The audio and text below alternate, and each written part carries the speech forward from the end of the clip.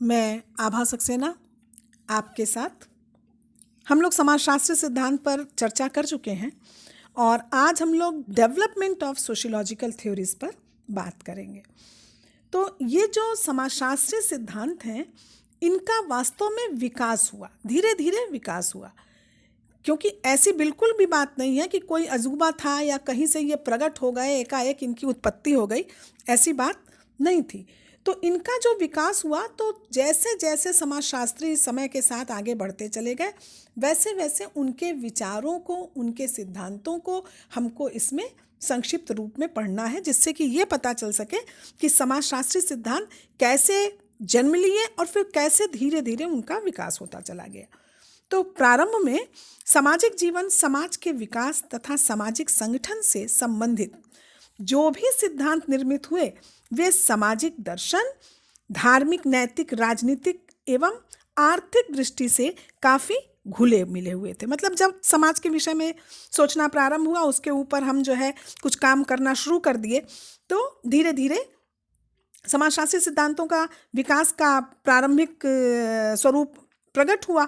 लेकिन इस समय जो है, ये जो सिद्धांत थे वो सामाजिक दर्शन, धार्मिक, नैतिक, राजनीतिक सभी चीज़ें इसकी मिली हुई थी। इससे पहले सामाजिक सिद्धांतों के अभाव में सामाजिक जीवन व समाज संबंधी विचारों को मुहावरों, पौराणिक गाथाओं, लोकगीतों या उपदेशात्मक कहानियों आदि के रूप में व्यक्त किया जाता था। इसके बाद समाज व सामाजिक जीवन के संबंध में वास्तविक ज्ञान ग्रीक दार्शनिक प्लेटो एवं अरस्तु की रचनाओं में मिलता है।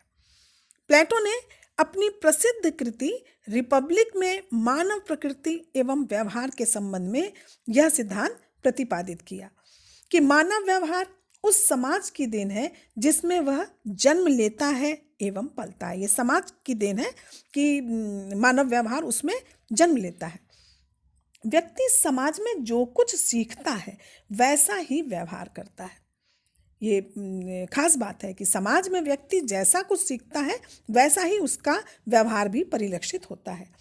प्लेटो के शिष्य अरस्तु ने अपनी कृति इथिक्स एंड पॉलिटिक्स में मानव प्रकृति के संबंध में बताया कि मनुष्य एक सामाजिक एवं राजनीतिक प्राणी है, ऐसा अरिस्टोटेल कहता था।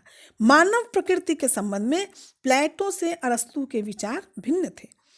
जहां प्लेटो ने बताया कि मानव व्यवहार समाज की ही उपज है, वहां अरस्तु ने कहा कि समाज की प्रकृति मानव स्वभाव पर आधारित है। मतलब एक समाज को प्रमुख मान रहा है, दूसरा व्यक्ति को प्रमुख मान रहा है।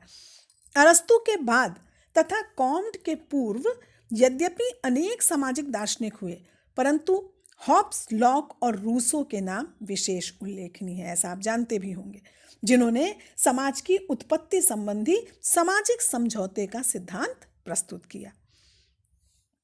प्रसिद्ध दार्शनिक मॉन्टेस्क्यू की पुस्तक द स्पिरिट ऑफ लॉज को प्रथम वर्णनात्मक सामाजिक विज्ञान माना गया है।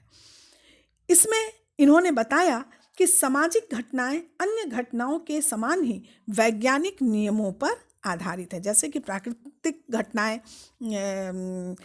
एक नियम पर आधारित होती है, दिन के बाद रात होता है, रात के बाद फिर दिन होता है, वैसे ही समाज की भी जो घटनाएं हैं कि जैसे कि अगर प्रतिस्पर्धा होगी तो कल को संघर्ष भी हो सकता है, यदि सहयोग होगा तो व्यवस्थापन बढ़ेगा। तो ये भी एक प्राकृतिक विज्ञानों के समान ही सामाजिक नियमों का भी अपना एक वर्चस्व है। समाजशास्त्र के जन्मदाता अगस्त कॉम्ट के संबंध में हैरी एल्मर बार्न्स ने बताया कि नवीन एवं मौलिक सामाजिक सिद्धांतों के विकास की बजाय उनमें समन्वय एवं संगठन की अपूर्व क्षमता थी। वे समाजशास्त्र के ही नहीं बल्कि प्रत्यक्षवाद के भी जन्मदाता थे। कॉम्ट जो कि 19वीं शताब्दी में समाजशास्त्र की स्थापना करके और समाजशास्त्र के विषय में अपने विचार देने लगे, तो ये पहली स्थिति थी जिस समय की हमने समाज के विषय में अध्ययन अध्यापन की बात सोची, समाज के विषय में अध्ययन होने लग गया। तो इसके तहत इन्होंने जो है ये अपने विचार देते हुए सबसे पहले तो इन्होंने प्रत्यक्षवाद की बात की। अब जैसा कि हमने आपको बताया कि हमको कॉम्ट से लेकर के आगे क्रमशः धीरे धीरे, सबका तो लेना संभव नहीं है, लेकिन कुछ विचारकों के जो सिद्धांत हैं उनको हम बहुत ही संक्षिप्त रूप में यहाँ पर हमको लिखना होगा। और आप जब नोट्स बनाएं तो इस चीज़ का ध्यान रखें कि आपको सभी के सिद्धांत को छोटा छोटा लिखिए। जैसा कि आप एमए प्रीवियस में आपको काफ़ी सिद्धांत मिल गए होंगे, तो उसके आधार पे। तो जैसे कि प्रत्यक्षवाद, तो प्रत्यक्षवाद क्या था? संपूर्ण ब्रह्मांड अपरिवर्तनीय प्राकृतिक नियमों से संचालित होता है। कॉम्ट ने ये माना कि ये जो संपूर्ण ब्रह्मांड है वो कुछ अपरिवर्तनीय प्राकृतिक नियमों से संचालित होता है, और इन नियमों को समझने के लिए विज्ञान की विधियों का सहारा लेना आवश्यक है। विज्ञान की विधि क्या है? विज्ञान की विधि निरीक्षण, परीक्षण, प्रयोग एवं वर्गीकरण की व्यवस्थित प्रणाली है। इसके द्वारा ये जो परीक्षण, निरीक्षण, परीक्षण, प्रयोग और वर्गीकरण है, इसके द्वारा सब कुछ समझना ही प्रत्यक्षवाद है। हम जो निष्कर्ष निकालते हैं वो हम किसी कपोल कल्पना पर न निकालें, बल्कि जो सामने प्रत्यक्ष है, जिसमें हम निरीक्षण करते हैं, परीक्षण करते हैं, प्रयोग करते हैं और उसके बाद हम वर्गीकरण करते हैं और तब एक सामान्य निष्कर्ष निकालते हैं, इसी को कॉम्ट ने कहा कि प्रत्यक्षवाद है। अब प्रत्यक्षवाद को जिस समय हम बताएंगे तो प्रत्यक्षवाद को क्यों कहा गया, इसके लिए कॉम्ट का जो बहुत महत्वपूर्ण सिद्धांत है, 3 स्तरों के नियमों की बात हमको करनी पड़ेगी, जिसमें कि वो कहता है कि हमारे ज्ञान की प्रत्येक शाखा 3 स्तरों से होकर गुजरती है। जो हमारा नॉलेज है वो 3 स्तरों से होकर गुजरता है। किसमें? थियोलॉजिकल, मेटाफिजिकल और साइंटिफिक, धार्मिक, तात्विक और वैज्ञानिक। यही कारण है कि हमने प्रत्यक्षवाद की रचना की बात की, क्योंकि कॉम्ट ये कहता था कि धार्मिक स्तर पर, धर्म के आधार पर कि जो कुछ भी समाज में हो रहा है वो किसी ईश्वरीय सत्ता का प्रकोप है या फल है, ईश्वरीय सत्ता से संचालित हो रहा है या फिर कुछ अमूर्त शक्तियों से संचालित हो रहा है। इन दोनों स्थितियों को छोड़ करके कॉम्ट ने कहा कि हमको जो है जिस चीज़ का हम अध्ययन कर रहे हैं, जिसके विषय में हमें जानना है, तो हमें उसका निरीक्षण, परीक्षण, प्रयोग और वर्गीकरण करके वैज्ञानिक धरातल पर, वैज्ञानिक स्तर पर निष्कर्षों को निकालना चाहिए। और यही ये 3 स्तर जो थे वो कॉम्ट के लॉ ऑफ 3 स्टेजेस थे। तो कॉम्ट के अनुसार समाज एक सावयवी व्यवस्था है। समाज का प्रारंभिक सावयवी गुण है सार्वभौमिक मतैक्य। समाज का जो प्रारंभिक सावयवी गुण है वो क्या है? सार्वभौमिक मतैक्य, जिसका अर्थ है समाज के अंतःनिर्भरशील भागों में सामंजस्य का होना। जो समाज के विभिन्न भाग हैं जो एक दूसरे पे पूर्णतः आश्रित रहते हैं, उनमें क्या होना चाहिए? उनमें सामंजस्य होना चाहिए। समाज के उन निर्मित भागों में सामंजस्य होना चाहिए। साथ ही कॉम्ट ने मानवता की आवश्यक तथा निरंतर गति के सिद्धांत को भी प्रस्तुत किया और यह घोषणा की कि यह प्रमाणित करना सरल है कि समाज का क्रमिक परिवर्तन सदैव ही एक निश्चित क्रम से हुआ है। ऐसा कॉम्ट ने कहा। मानवता के धर्म की बात की, स्वार्थपरता को छोड़ने की बात की, जियो और जीने दो के समाज की बात की, मानवता के पुनर्धर्म की बात की, और इस तरीके से उसने एक समन्वय की दृष्टि को रखते हुए समाज को विकसित करने की, समाज को अध्ययन करने की, समाज को जानने की बात की।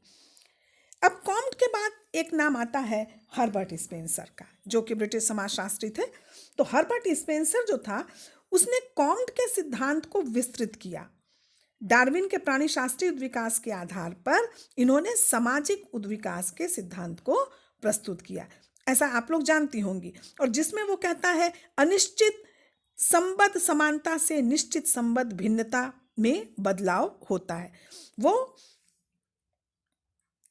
स्पेंसर जो है वो उद्विकास की बात करता है। तो ये जो चीज़ है कि पहली स्थिति जो है उसमें जो स्थितियां जैसी घुली मिली रहती हैं, अनिश्चित, असंबद्ध होती है, और उसमें समानता समानता की स्थिति होती है, उसको छोड़ करके हम एक निश्चित संबद्ध भिन्नता की ओर बढ़ते हैं।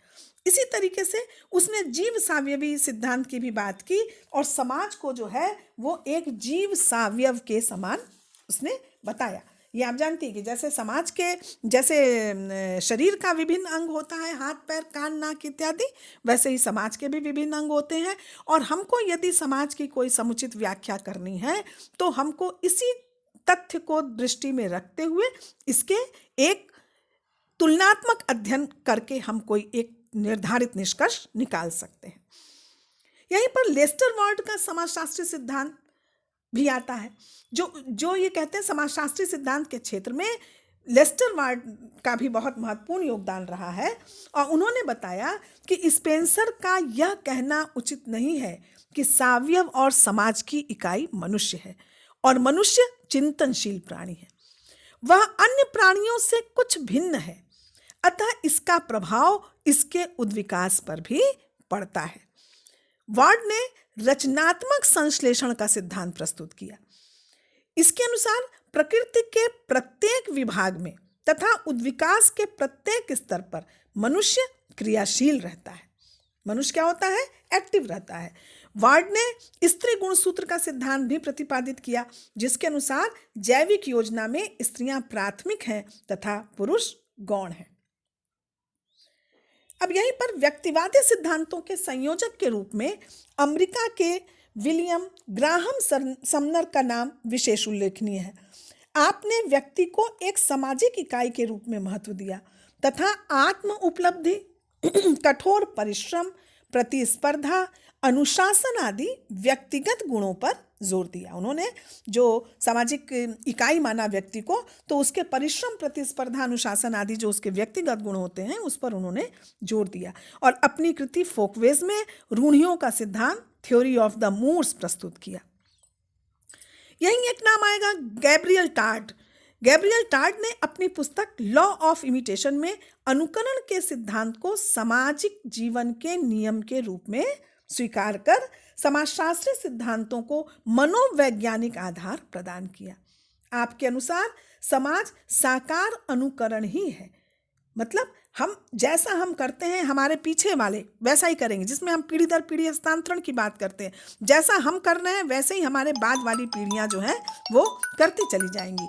और अनुकरण समाज के उच्च स्तर से नीचे की ओर और भीतर से बाहर की ओर फैलेगा, ऐसा इन्होंने कहा। अब यहीं पे कॉम्ट के उत्तराधिकारी के रूप में फ्रांस के दुर्खिम का भी नाम आता है।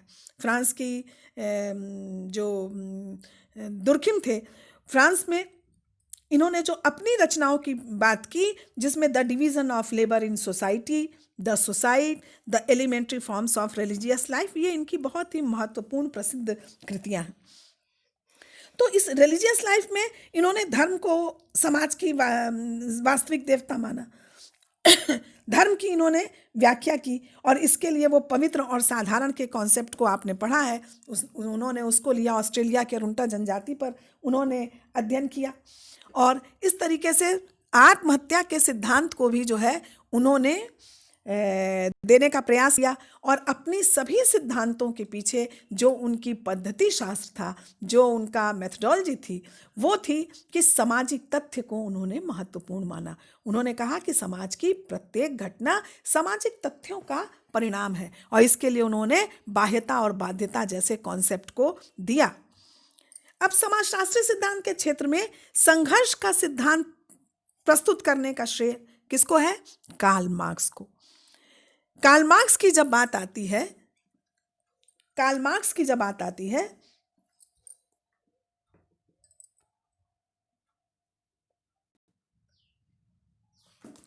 अब कार्ल मार्क्स जो है, जहाँ पे हम संघर्ष सिद्धांत की बात करते हैं, तो इसको हम लोग कल की क्लास में पढ़ेंगे। Thank you.